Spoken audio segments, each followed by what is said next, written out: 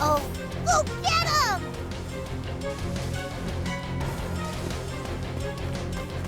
Been saving this one. How about no? Take him out! Come on! Break This him one, you free! Okay, I'm calling you Hellcat from now on. Looking good. No objections Fight us here. just like that. Don't let up! On my mark. Here's a little favor. Into the fray. Cover it! Watch I've this! got you. Great cover fire. Will you take 5? They just keep coming! But we'll show them who's boss! How about no? Reagan leg. Hit them now! Right on. I've got this. Looking good. You soar high, Captain. There's more where that came from. You reap what you sow. Don't let up! All together. You have my They're credit. finished. I'll always Yep, be by we your got side. him, so that's all the help. That's one way down, but looks like there's still more of them. I'm not liking the look of this, but don't let it intimidate ya. They got some sort of guard up. How about no? Don't hold back. Looking good. Time is right. Bring it! Just like that.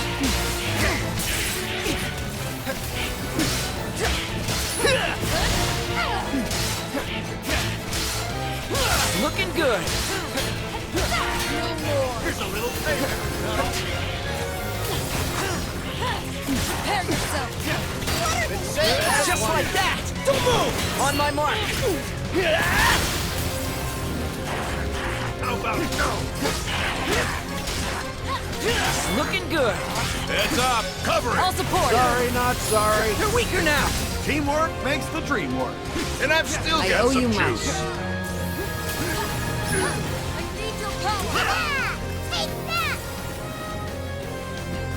I'm not liking the look of this, but don't let it intimidate ya. You reap what you sow. Get him. They're in my sight. Attack. Cut them down. Looking good. You're the best, Rackham. Don't get mushy on me. Catch this. A little favor. Looking good. Follow me. Got him in my This one's crosshairs. free. I'll show them. Just like that. On to greener pastures. Can't be too Well careful. said.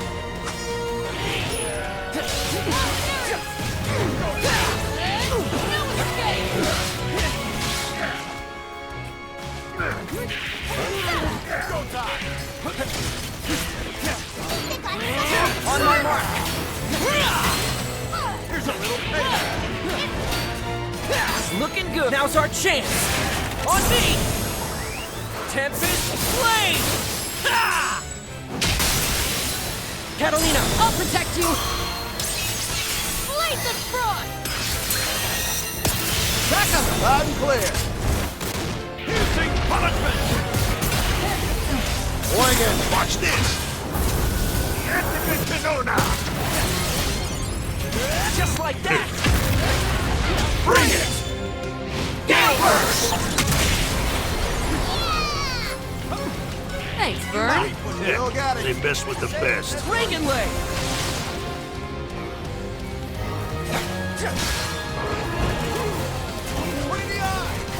Follow through. Punish. No problem.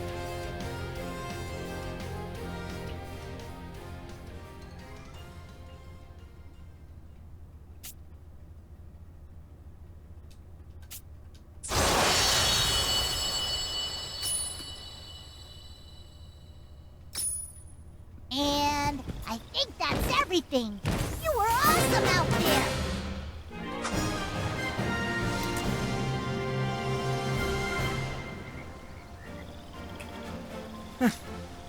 Whew. We made it through.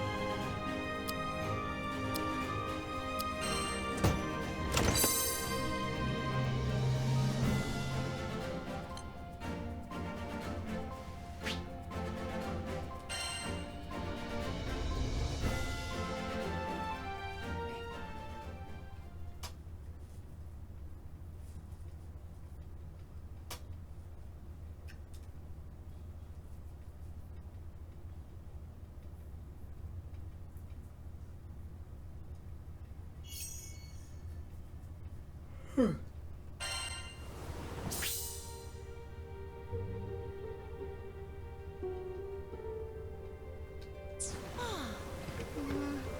stomach growling?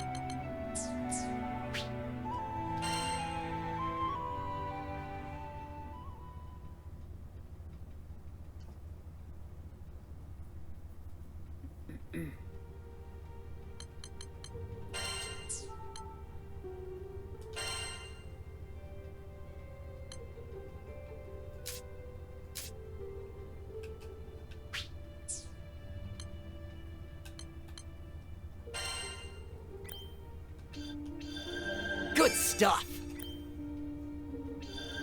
Can't wait to try this out! Behold, new power. It's all coming back to me. All right.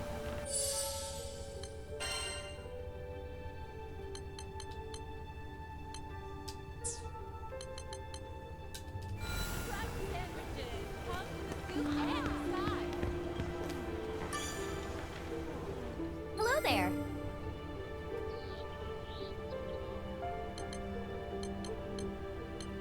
Right.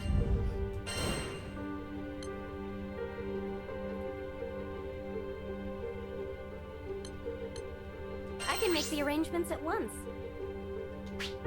It's in your hands now.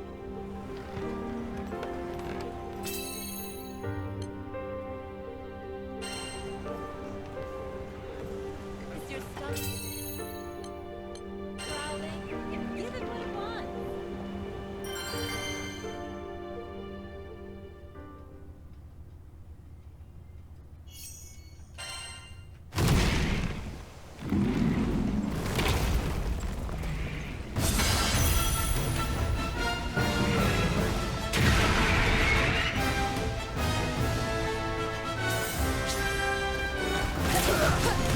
You reap what you sow. Enchanted land! I won't fall. Looking good!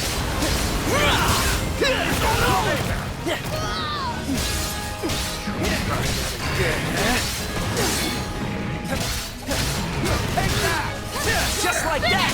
Now, let's do it! I've got them. Yeah! On my mark! Prepare yourself. You guys rock! Appreciate You you. have my blade whenever you need You it. got that right. I'll finish this. Get him! Looking good.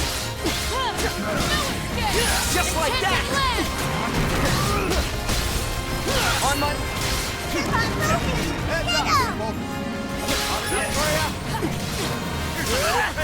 Don't hold back. This should do. Got this. What, Rick? Cut them down. They're wide open. Good hustle. Indeed. Just like that. Let's keep it I up. was just getting warmed up. Right. Look.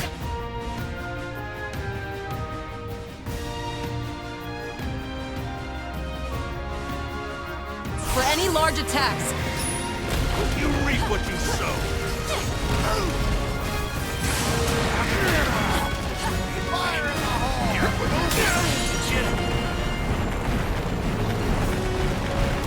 How about no?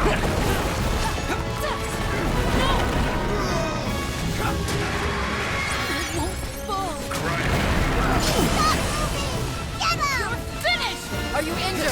Thank you. On You my reap mark. what you sow. Yeah, that's one. Hard enough for ya?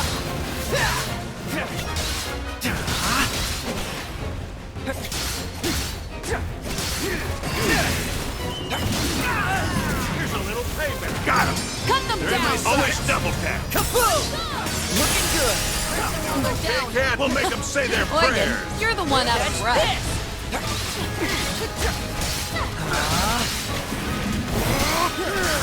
How about no? Oh, crud! You don't hold back. Reagan leg. Close call. Heal. Thanks for the heal.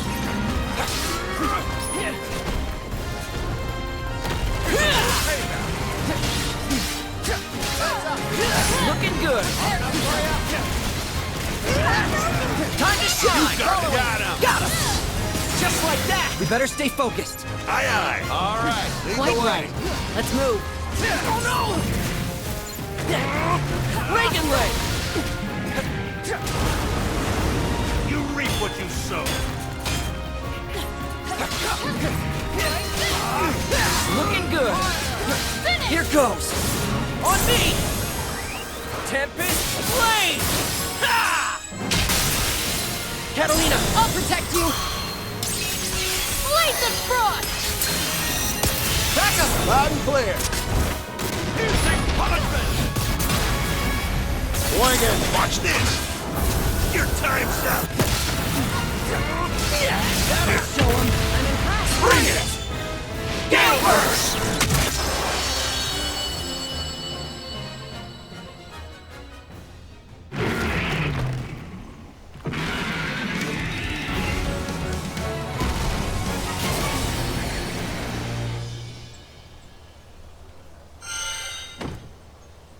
It's over already? Boy, you're on a roll. What's this? Ooh. Nice find.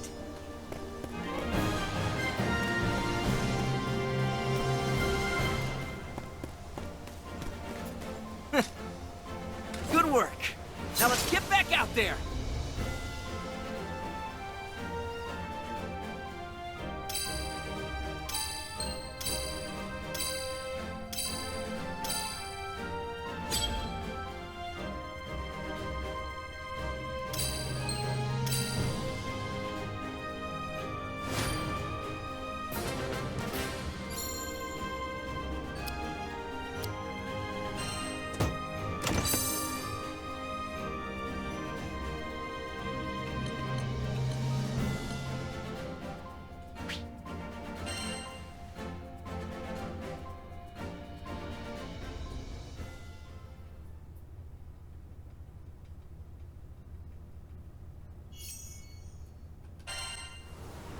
Yeah?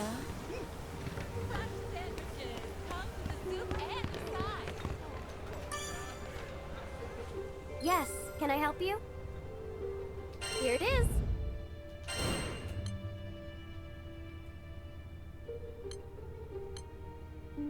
This one, yes? It's in your hands now. It's never too early to enjoy life.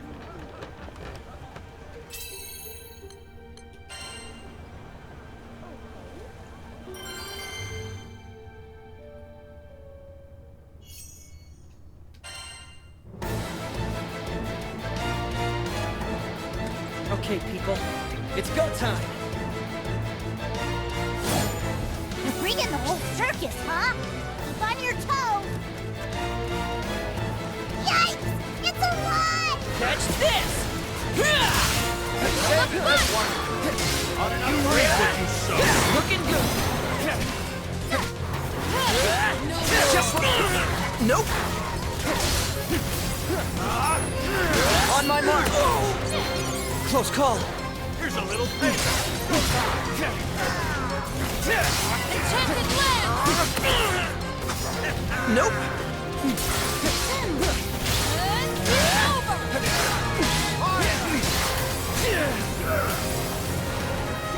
Now we're cooking. I think we're good here. Let's move to the next spot.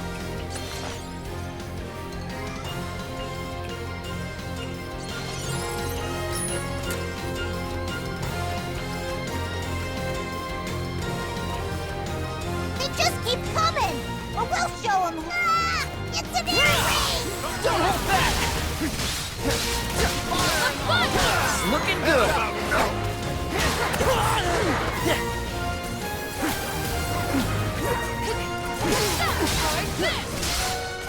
Just like that. Prepare yourself! On my mark. Single batting left. Let's go check out the next place.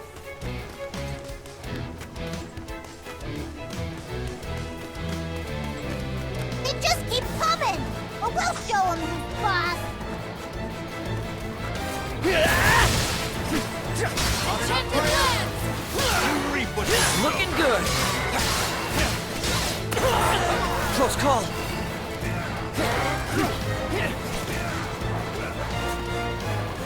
Armor break. Been saving this one. Looking Now we're good. cooking.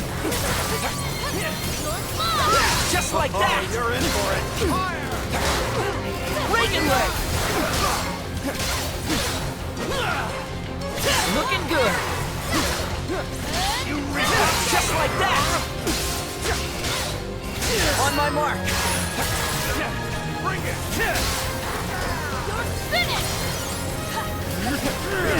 It's over! Here's a little favor.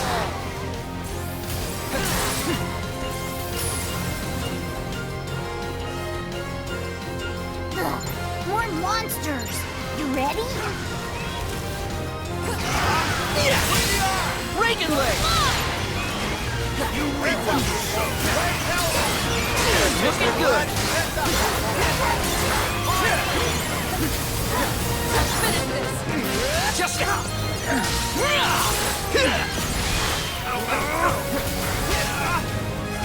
Looking good.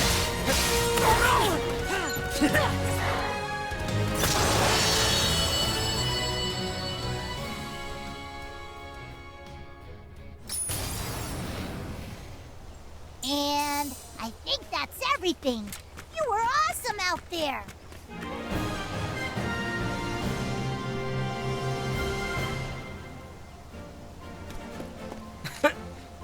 We did it! And we did it together!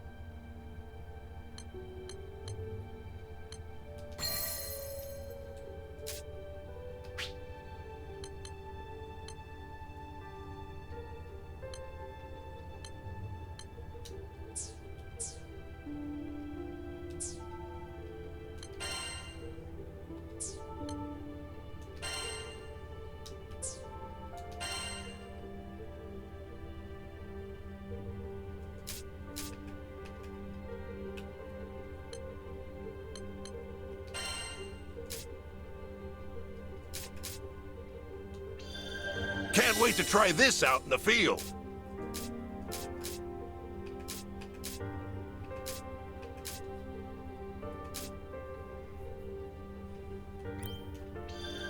Intriguing.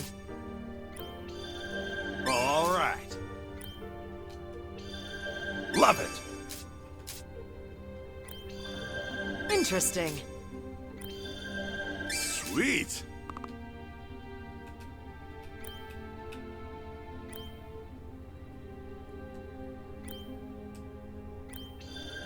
Lovely.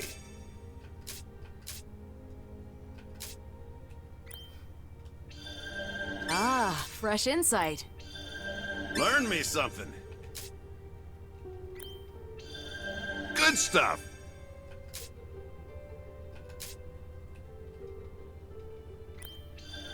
Great.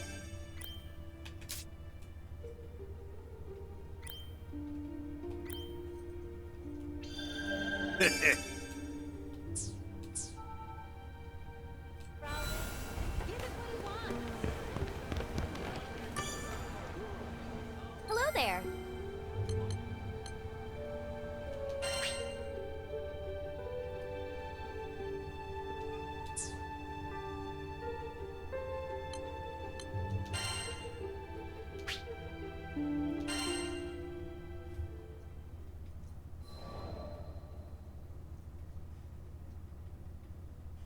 Our adventure began with a strange light falling over my home island of Zinkenstill. I chased it to the impact site, where I found a blue-haired girl named Lyria and a knight, Catalina. The girl was shaken, and pretty soon I learned the reason why. She was on the run from Erste Empire soldiers. I knew an unfair fight when I saw one, so I stepped up to protect Lyria from those awful tyrants. Catalina and I fended them off well enough, but when their backs were in the corner, they released a fire-breathing hydra. It charged me, sending me flying into the tree line. Moments away from death, all I could think about was Dad. He'd been the one who trained me, and he'd done a great job, but... well, who expects their son to get attacked by a five-headed horror? Was going to be devastated. So, it's all over. Just as I began to sink into darkness, a gentle light enveloped my body. Lyria, wreathed by a mystical halo, was floating above me with her hand outstretched. She explained that she was going to merge our life forces. Fortunately, it worked. From that moment forward, Lyria and I would be inextricably linked. Looking into her blue eyes, I knew I had nothing to fear, not even death itself. Two people, one life, a greater whole. Lyria had taken a huge risk to save me. Now, if one of us got hit with a fatal blow, it was curtains for both. And that thought awakened in me a desperate hunger for survival. For life. The next moment, Lyria and I felt this reverberation of power. The torrent of emotion rushing from me had awakened something. Darkness and flame swirled around us, coalescing into a massive dragon, Bahamut. With him on our side, we made short work of the Imperial Hydra.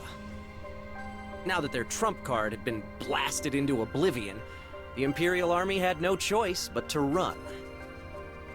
Sometimes I wonder what would have happened if I hadn't chased that light. No Lyria, no lifelink, no adventure. Man, I probably wouldn't even have set foot off of Zinkenstill. Fate's a funny thing, isn't it? Since meeting Lyria, we've seen our fair share of joy and happiness, and pain and suffering. But the Grand Cypher crew doesn't buckle under pressure. We'll take on anything the journey throws at us. No regrets.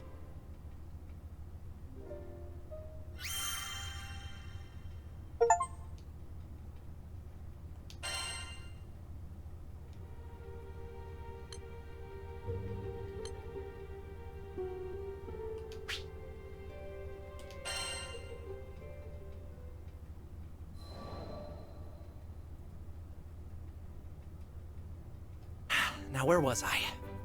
Oh, right. We just humiliated the Empire, who probably had reserves waiting somewhere close by.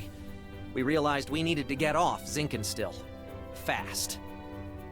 The Empire was not going to rest while Lyria was on the loose, and I figured that since we shared a life force now and all, it was in everyone's best interests if we stayed together.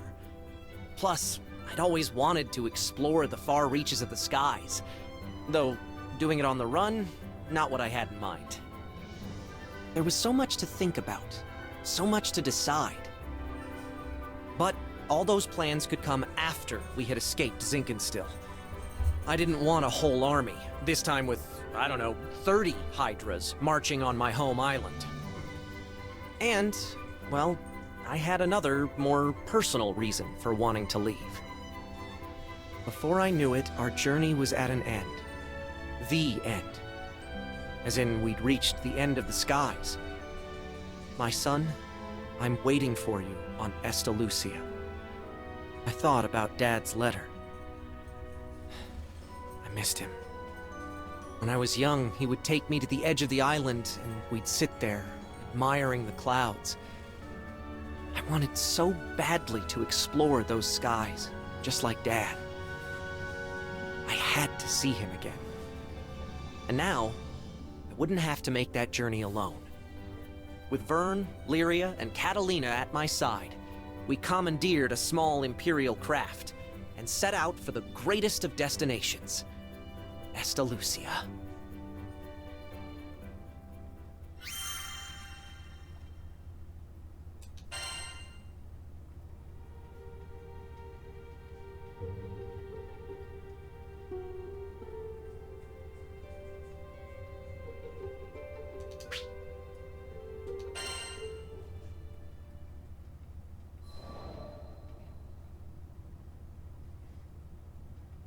From the moment we left Zinkenstill, our adventures were hectic, to say the least. Catalina, who claimed to be an experienced pilot, crashed our small vessel onto the gusty fields of Port Breeze. But we quickly pulled ourselves together and found a new ally, and helmsman, in the form of Racker. Since then, we gained more and more allies, and no matter what obstacle we faced, the crew always worked in tandem to find a solution. It's all thanks to their support that I've made it this far. And what a wild ride it's been. To think I had never even set foot off of Zinkenstill. But now, I can't even count the number of islands we've saved, let alone visited. Sure, being a roving band of heroes is difficult, but it's got its perks. New faces, new places, and a whole airship's worth of fun. Who could pass this life up? Anyway, we've just begun the next chapter of our adventure. We discovered another piece of the sky map, which led us to Zega Grande. Yeah, a whole new skydom. Just imagine the danger, the promise. But I knew it was going to be fine. Just another set of memories to add to our ever-growing collection. I hope you're ready, Zega Grande, because here we come.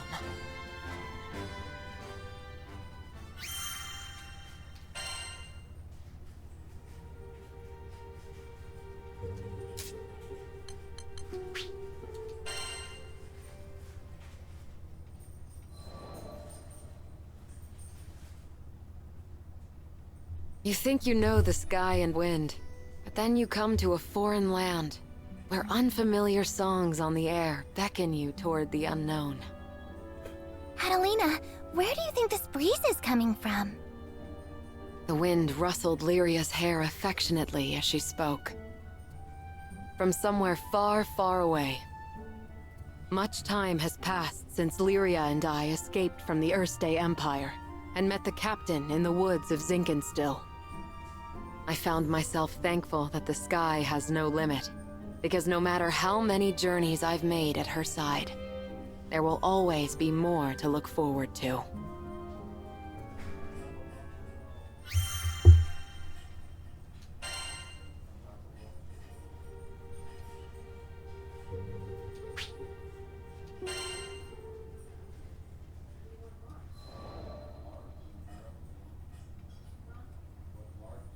Lyria and I first crossed paths when I was still a knight of Erste, and she a tool in the Empire's mad experiments on dark essence. So you're Lyria. I was appointed to stay by her side as both captor and guardian. She reminded me of a beautifully crafted puppet, never moving or speaking unless commanded. Her expression was fixed, and her eyes were bright, but cold, as if made of glass. Moved to pity, I wanted at the very least to light a smile on her face. But I may as well have been talking to a doll. I couldn't find the part of her that was alive. It wasn't until many days had escaped us that I realized Lyria was a real girl with a feeling soul. She simply didn't know how to act like one.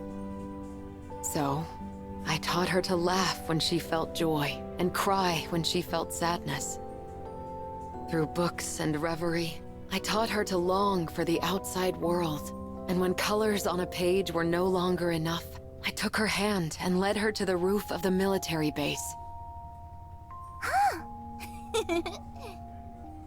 The illustrations Lyria had seen were lovely, but the sky now stretching above her was boundless and so luminous that it drew forth tears. And finally, her blue eyes shone, as if they were two patches of sky lit by a sun from within her. That sun melted my heart. There, with the open air as our witness, I made her a promise. Someday, we'll sail this endless world together. I swear it.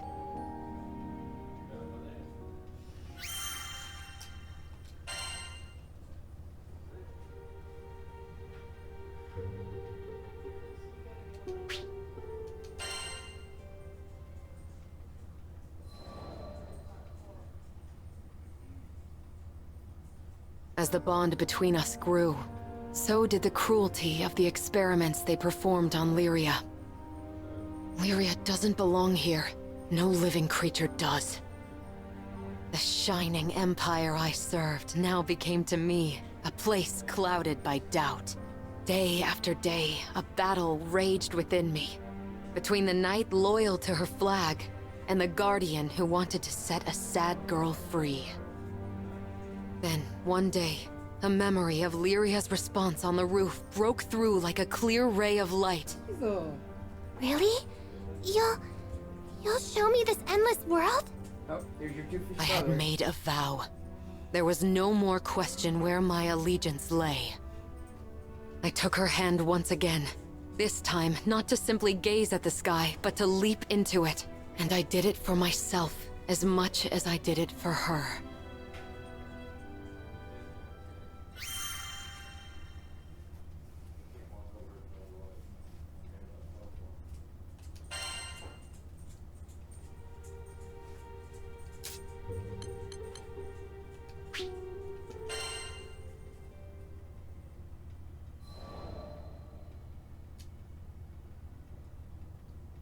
Piloting an airship ain't easy work, but whether it's plotting a windward course or conducting some routine maintenance, you can always count on experience and intuition. Ha! Just a little further! Finally, the Grand Cipher broke through the nebulous shadows and turbulent winds of the Grim Basin, and to greet us on the other end was our reward, a brilliant clear blue.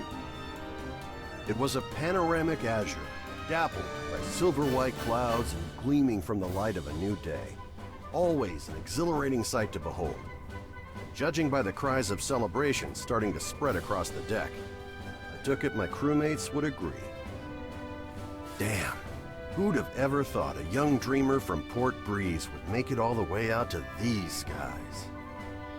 The Grand Cipher and I, we'd gone through thick and thin together. It's a long story, but it all started on that fateful day I met the captain. I haven't looked back since. Right then, landing maintenance. Fuel stores, full. Engine, all clear. We were ready to disembark into the unknown. What awaited us in the Zega Grande Skydom? As uneasy as I was, I couldn't help but feel a teensy bit giddy with excitement. No.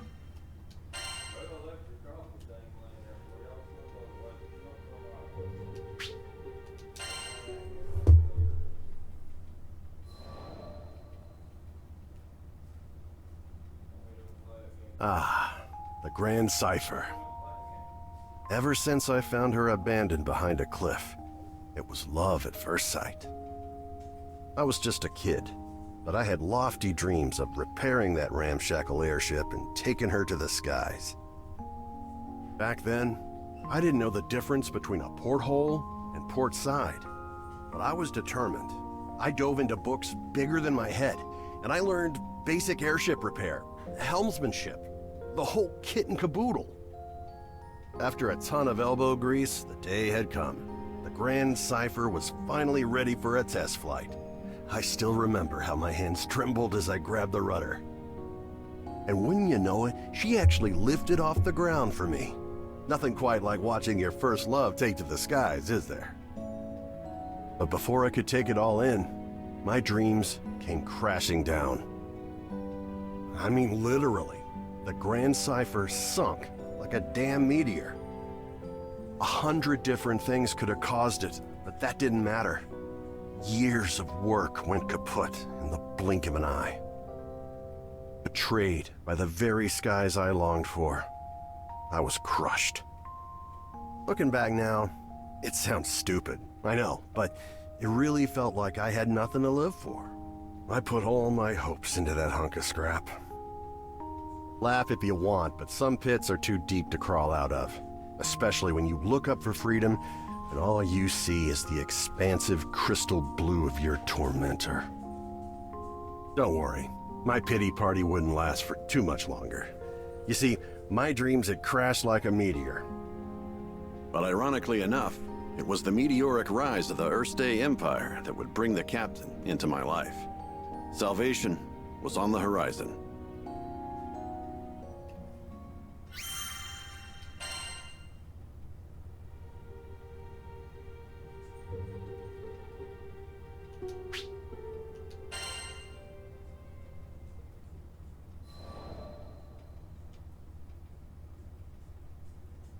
Just as I'd given up on flying, the Erste Empire had arrived in Port Breeze, and they were hell-bent on exploiting our local protector, the primal beast of wind, Tiamat. Their twisted machinations caused her to go on a rampage. Port Breeze was in peril. Fortunately, we had an ace up our sleeve, Lyria. Thing is, Lyria needed to get close to Tiamat, which meant we had to go up, and to go up, we needed to fly. Thought I'd already closed that chapter of my life when the skies betrayed me, but lives were on the line. Quick, get on the Grand Cipher! I don't know what got into me. She fell once before. Hell, I knew she might fall again. Nothing like a healthy fear of death to keep you grounded, eh? But the people of Port Breeze and my new crewmates had entrusted their fates to my piloting skills. My own fear was insignificant. All I needed to do was trust myself too. It's a damn shame it took me this long. But I'm back now, and ready to face the skies if you'll have me. As the Grand Cipher's engine purred to life, I knew I would no longer be encumbered by fear. I gripped the mast with pride as I set our course directly above, to the rampaging Tiamat. Lyria quelled the primal beast, and catastrophe had been averted. Not to mention, I could finally dream again. Ever since that day, I've been the helmsman for the Grand Cipher and its crew. It's been one hell of a ride. I've since formed a pact with good old Tiamat and made amends with the shipwright Primal who built the Grand Cipher, Noah. So, Zeka Grande Skydom might be uncharted territory, but my role remains the same. See our crew arrive safely, no matter the destination. And that includes Estalucia. Some folks might call reaching the end of the skies an impossible dream, but I ain't too worried. With the Grand Cipher as our wings, anything's possible.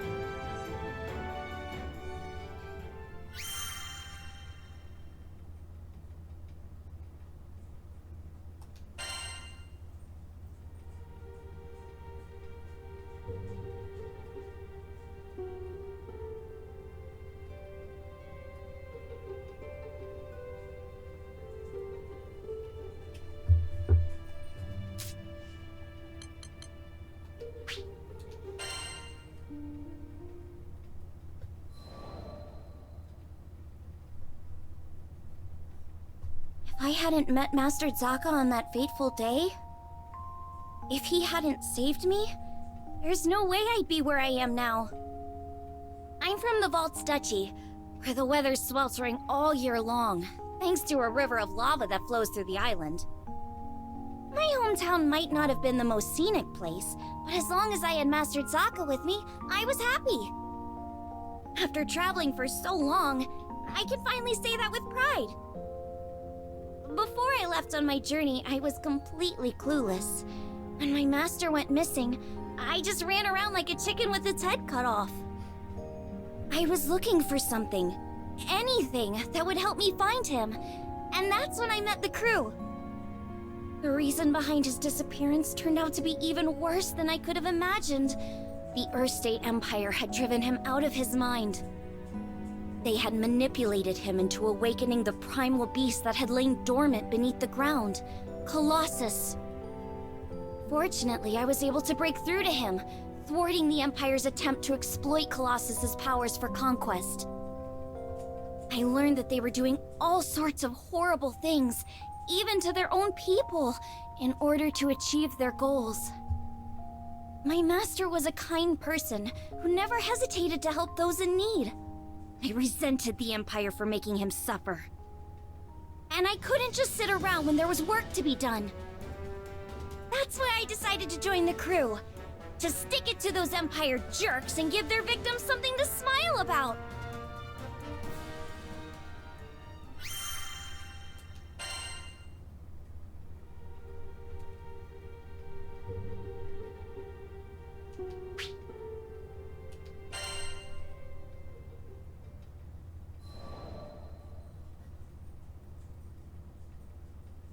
A few years before I met the crew, I lost my parents to an epidemic.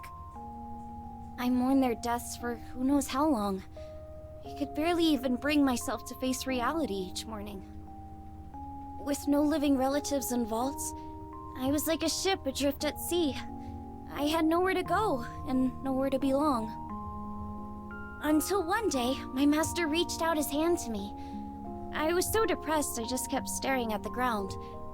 That gentle smile never left his face as he asked me, "Why do you look so sad?" There was something in his voice that made me look up. When I did, a beautiful bouquet of flowers appeared in his hand, seemingly out of thin air. I had no idea how he'd done it, but I knew it must have been some kind of parlor trick. But he insisted it was magic. What a goofball, right? Saying that when he can use real magic. But it was just the magic I needed at that moment. Beautiful and kind. He went on to show me all kinds of incredible spells, the likes of which I'd never seen before. Watching him made me smile at a time when I thought I'd forgotten how. My master would always say that magic exists to make people happy. Something about that spoke to me. It made me want to become a mage just like him. So I signed myself up as his disciple, begging him to teach me magic. I'll never forget how happy I was when he told me I had talent. After all, if he was right, that meant I had the potential to make people smile too.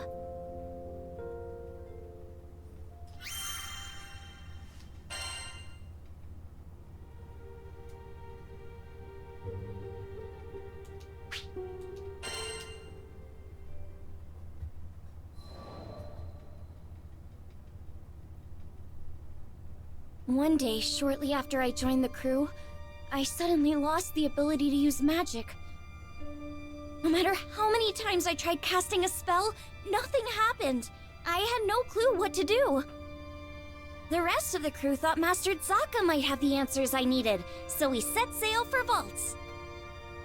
It'd been forever since I'd been back home. My master was thrilled to see how much I'd grown. I opened my mouth to ask him about my problem, but when I saw how happy he looked, I just couldn't bring myself to do it. I'd promised him that I'd come back as a great mage, but there I was, unable to cast even a single spell. The last thing I wanted was for him to be disappointed in me. Around that time, an epidemic returned to Vaults, the same disease that had claimed the lives of my parents. Wanting to keep it from spreading any further, my master headed to the clinic to speak with the people who'd been infected. But he ended up getting sick too. The source of the epidemic turned out to be an evil spirit that revealed itself to us right there in the clinic. I immediately confronted it. That rotten creature had already taken my parents from me. I wasn't gonna let it take anyone else. Determined to make it pay, I raised my staff, but nothing happened. I'll never forget how it felt to watch, helplessly, as my parents' killer got away. The crew gave chase, but I continued to stand where I was. Without my magic, I didn't see the point. I'd just end up getting in the way. All I could do was watch as my master suffered, withering away. Nothing had changed since the last time. But you know, it wasn't all bad. In search of a solution to my magic loss at the local library, I happened to come across a beautiful golden staff, one left to me by my mother. That's when Master Zaka revealed that my mother had been a mage too. On the verge of tears, I clenched my staff tightly in frustration. My beloved home and master were being threatened by a disease-spreading spirit, and there was nothing I could do to stop it. Just as I began feeling completely hopeless, the staff began to glow. Somehow I could feel it encouraging me, empowering me. So what if I couldn't use magic? Surely there were other ways to help everyone. Unable to stand around doing nothing any longer, I ran off to find the crew. When I finally tracked them down, they'd already been rendered powerless by the disease. That left me as the only person who could fight. There wasn't a second to lose. It was that moment when I decided I was done running away. I'd promised myself a long time ago that I was going to use my magic to make people happy. Filled with newfound resolve, I heard a voice coming from the staff. Mom? Is that you? The voice told me to visualize the power flowing through me. As I did, I could feel magic welling up inside me, flooding out from deep within. With my mom's help, I was able to defeat the evil spirit. As soon as it was gone, light erupted from my staff. I turned to see the rest of the crew climbing to their feet, their symptoms gone. The power spread through the entire island of Altstucci, eliminating the disease and bringing smiles back to the people. Things were a little touch and go there for a while, but in the end, everyone pulled through. And I've been able to use my magic without any issue ever since. I just know it's because my mom is watching over me through my staff. Thanks to her, I can keep traveling with the crew, using the staff she left me to bring out more smiles along the way.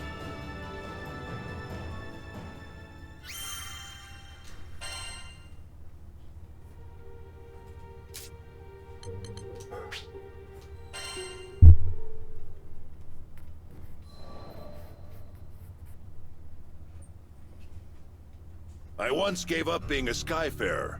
Also, I could take up arms to protect my home island, Auguste. Man, she was special. You see, there aren't too many places in Fana Grande with oceans, much less ones as gorgeous and pristine as Auguste's.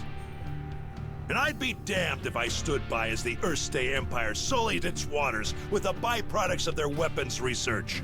It goes without saying that I enlisted. Good thing, too, because it was in the midst of the ensuing war that I met the Grand Cipher crew. They helped us, the local mercenaries, I mean, take a stand against those Imperial punks. It wasn't a picnic, but we weren't gonna go down without a fight. In the end, the war wasn't decided by either side, but by the patron deity of the land, Leviathan, who damn near drowned Auguste in a fit of rage. Anybody's troubles would have seemed small compared to a battle like that, huh? Well, not long after, as if irony was waiting to bite me on the ass, my estranged daughter showed up out of the blue. I know what you're thinking. What kind of parent wouldn't rejoice at seeing their child again? But it's complicated, and it's all my fault. Man, the way Apollonia looked at me, like a wolf staring down her bunny-eared breakfast. I couldn't face her. But this crew, there was something about their vitality, you know? Here were these young'uns standing against impossible odds and coming out stronger for it. Maybe if this old man took good notes, he could eventually have an honest conversation with his own baby girl. So, I asked to join the crew and took up a life of skyfaring once again. The next time my daughter and I met, I wouldn't let fear and regret keep me from moving forward.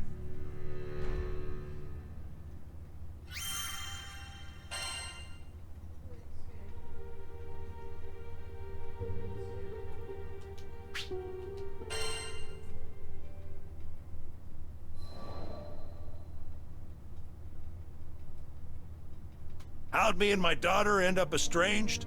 Well, the first thing you need to know is that my wife was stricken by a terminal illness. I refused to listen to the doctors. Terminal my foot. Even if there was no cure in Auguste, surely there ought to have been something in other lands. And so, I left my family at home, crisscrossing the skies looking for a cure. Got into a lot of adventures along the way, and somehow ended up making a name for myself. But no matter how far and wide I traveled, the cure eluded me. And while I was away, my wife, she breathed her last. I wasn't there for her when she needed me most. I never even got the chance to say goodbye. Regret and self-loathing crashed over me in never-ending waves, threatening to pull me under. You can't even begin to imagine the pain. And there was nothing I could do about it. It was all my fault. My daughter spent countless days looking after her sick mother, fighting off fear and dread. It's not hard to imagine why she hates me. She must have asked herself time and again, why was her father gallivanting across the skies while his family suffered? By the time I finally came home, she was long gone. There were no other relatives to turn to. The only family she'd known was no more. All I could do was stand dazed and helpless in the cold, empty shell of the home we'd made.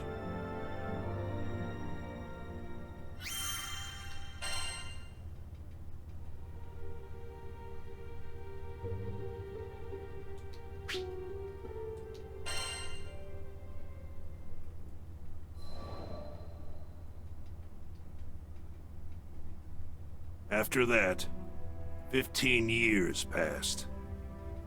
I met the captain, and through my travels with the crew, reunited with my daughter.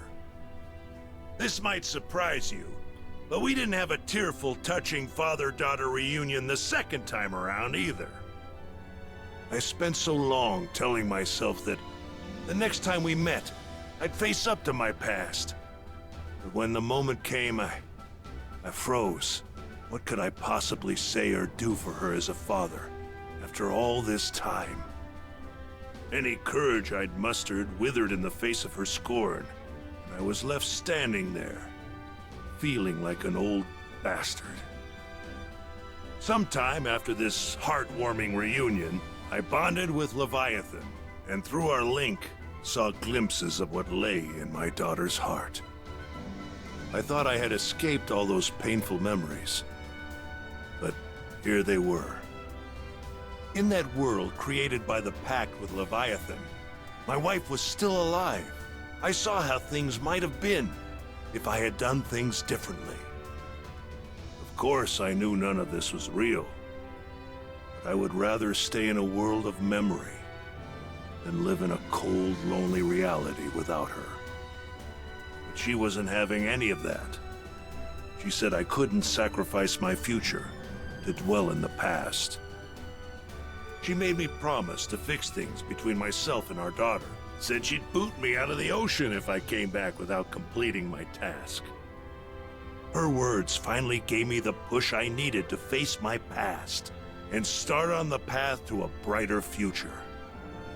They gave me the strength to fight for my daughter in her hour of need. And I'd like to think that I finally did something fatherly, if only just the once. Of course, I don't expect our relationship to be mended with one conversation or act of bravery. But little by little, I think we're getting there.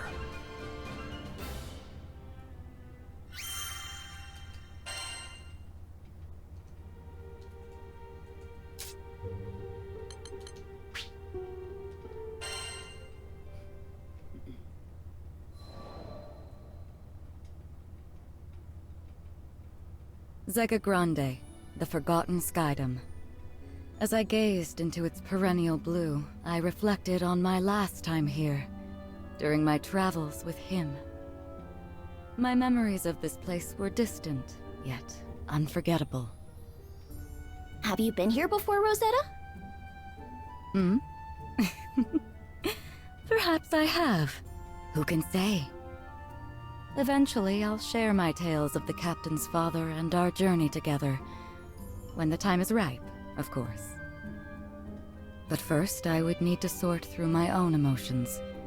It was here in these skies that we would eventually part.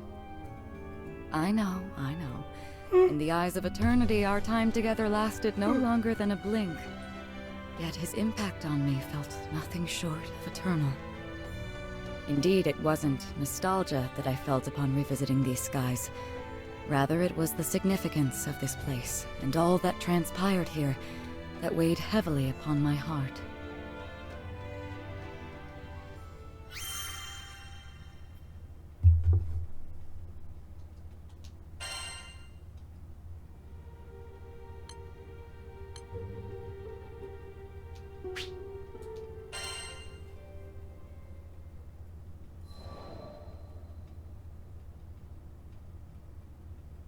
During the war, primal beasts were exploited by the Astrals as instruments of battle.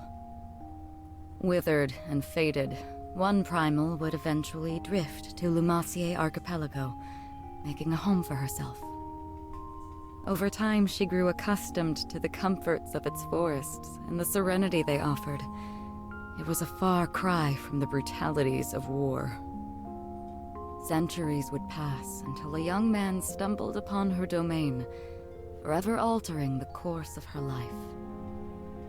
She engaged him in a vicious battle, but was ultimately humbled in defeat. Accepting her fate, she resigned herself to death. However, the man would sheath his blade and, to her surprise, asked if she would join him on a journey across the skies. A primal beast was supposedly no more than an astral weapon. Beings born to be controlled, manipulated, and ill-used since time immemorial. She had never entertained the idea of something more. In fact, she hardly had a name for herself.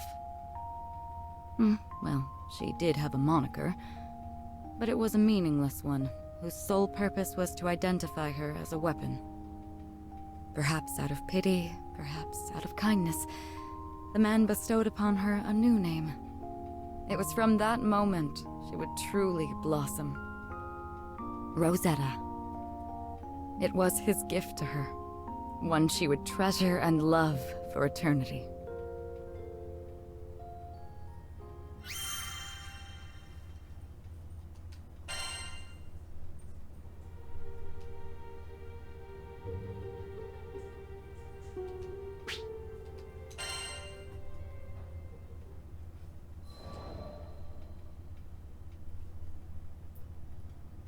With every union comes an inevitable separation.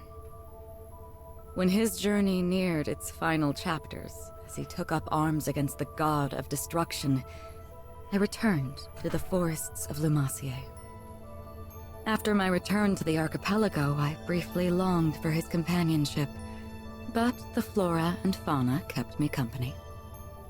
Decades came and went, and one day I would encounter yet another young visitor to the island. There was no mistaking it. This was his offspring. I realized at that very moment the time had come. He had entrusted this child to me from the ends of the skies. My heart swelled, but I concealed my excitement, flashing naught but a smile at the young captain. I would join the up-and-coming Skyfarers crew on the Grand Cipher for another journey across the skies, this time as a bystander. During their travels, they would experience joys and triumphs, alongside loss and hardship. I continued to observe from afar, doing my best to obscure my true intentions. My roots were well planted in the past. Knowing what I knew, would I be able to act as a part of their crew in earnest?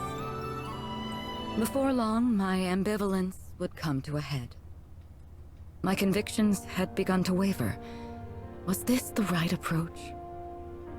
Of course, I was conscious of reality. I knew their journey wouldn't be easy. They would have to face the harsh life the skies had in store for them. And with our foes only becoming more and more cumbersome, even for myself, could I possibly protect them?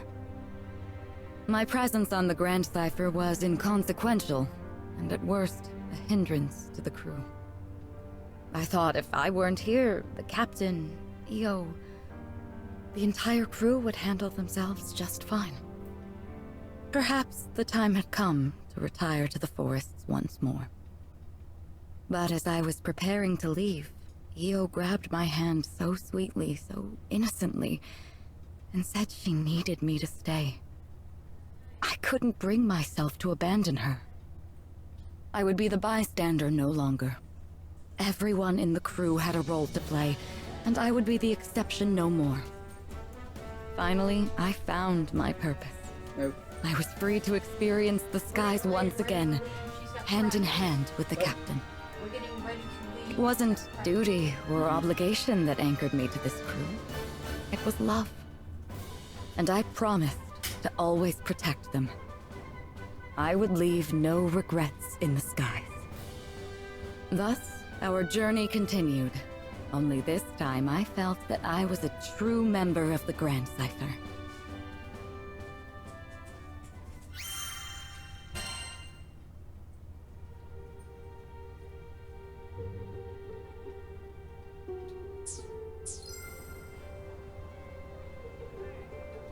Come again.